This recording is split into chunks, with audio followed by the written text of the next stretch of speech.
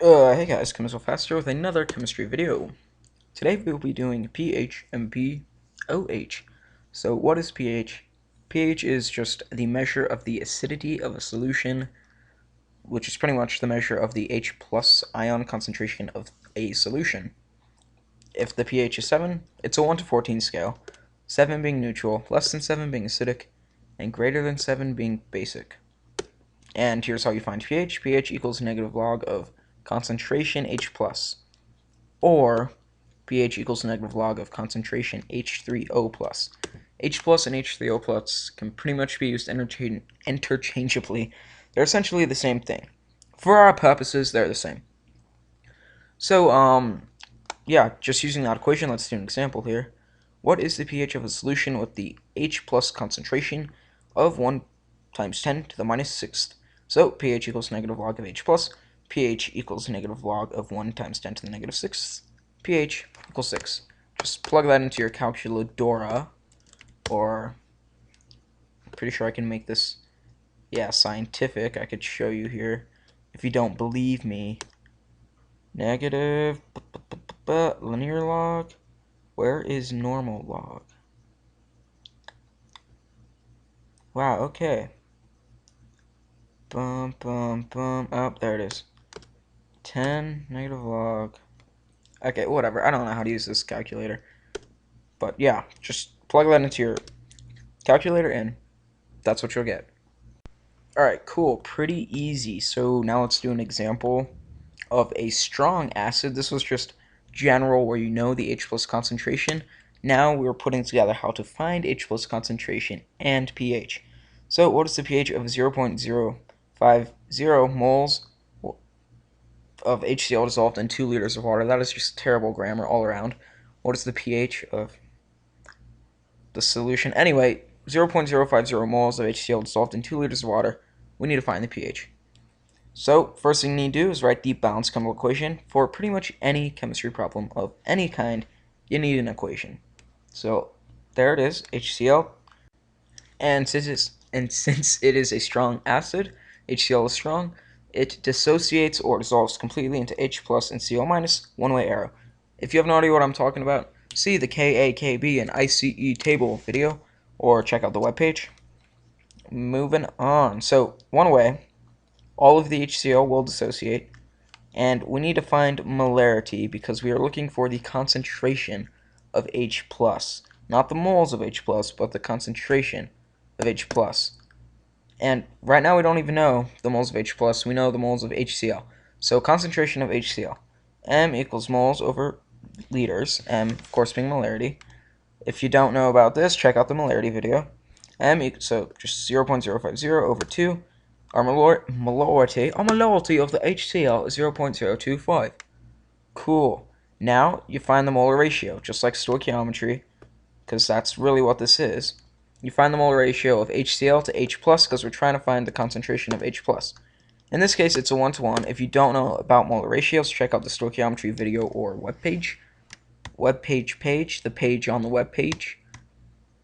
And we do that, and we get the molarity being 0.025.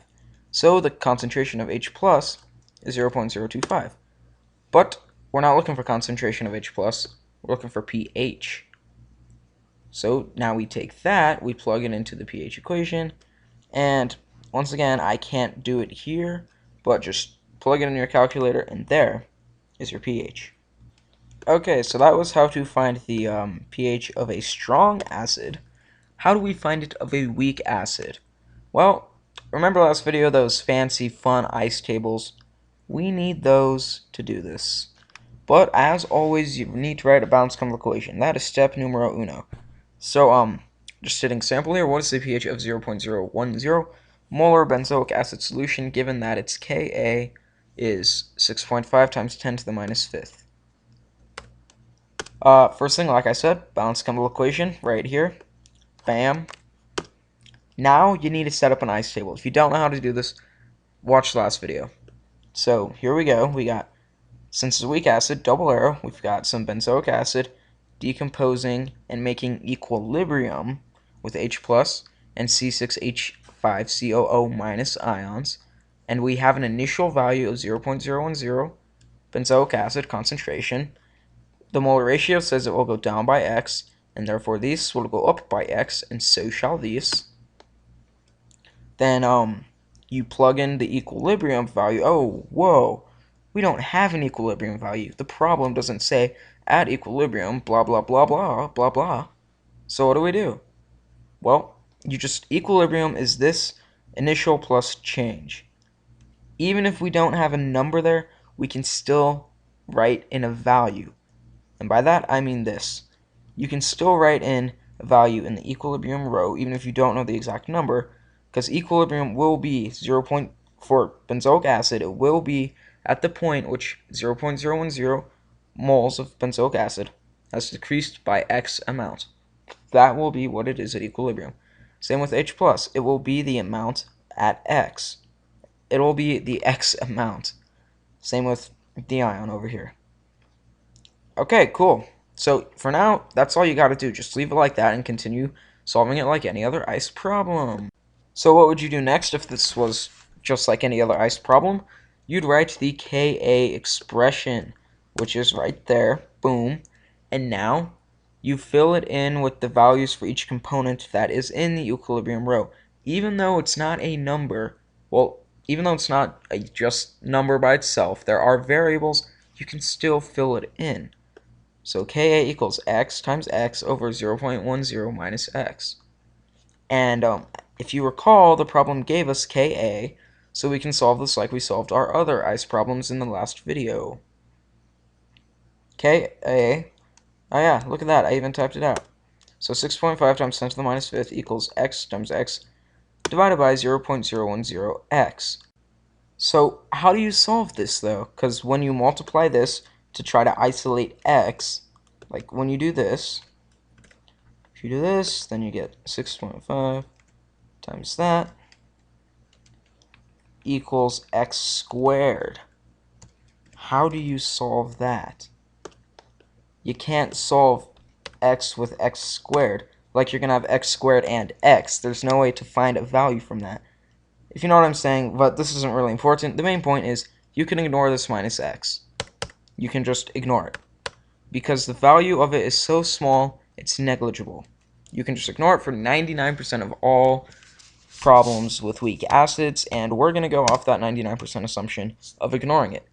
So then you just multiply it across like you normally would. So right here, ignore the x, then multiply it across. And then you have this equals x squared, and obviously solve for x, take the square root of both sides. There's the value of x. So let me just reiterate. Normal equilibrium expression has the, let's see if this can just like magically take us back in time. That is what it really truly is. This is what the normal equilibrium really is. But we can ignore the minus x. And that makes our job so much easier. You don't have to use the quadratic formula or anything. You just do it like normal algebra. Cool. So anyway, we got our value of x here. And x equals concentration of H+, as we can see by the ice table. So H+ equals that. We have the concentration of H+, pH equals negative log H+, pH equals negative log 8.1 times 10 to the minus 4th, pH equals 3.09. So that's how you find the pH of a weak acid. Clearly, finding the pH of a strong acid is much, much easier. Just bam, bam, bam, done, instead of done. So yeah, but that's how you do it. Now pOH. pOH equals the negative log concentration of OH minus. It works the exact same way for strong bases as pH works for strong acids, except obviously you plug in OH minus concentration, and it works the exact same way as weak acids work with pH. Weak bases will work the same way with pOH. I'm not going to do an example because they're really the exact same. And yeah, but I will show you how to convert pOH to pH and vice versa. And to do that, let's recall that pH is a 1 to 14 scale. And, well, H plus OH minus equals 1.0 times 10 to the minus 14. That's just a fact, proven there, love it, learn it, leave it, have fun with it. What am I saying? Let's move on. And pH plus pOH equals 14. Because pH is the concentration of H plus, and the concentration of OH minus is directly related to H plus. So if something has the pH of a 1, then the pOH is 13. They add up to make 14. Because one is the concentration of H plus, and the other is of OH minus. And they come together to make 14, if that makes sense. If it doesn't, that's okay. Just remember pH plus pOH equals 14. Let's do a little example. What is the pH of a solution with a pOH of 11.9? pH plus pOH equals 14. pH plus 11.9 equals 14. pH equals 2.10. Easy enough. What is the pH of a solution with 3.6? What is the pOH of a solution with 3.67 pH? Well, boop-a-doopy-doopy-doop-da. That's how you convert between the two. Coolsies. That's it for this video. If you liked it, do me a favor and share it with anybody you think needs help on this subject. If you have questions, leave me a comment or visit my webpage, www.camisolblogspot.com.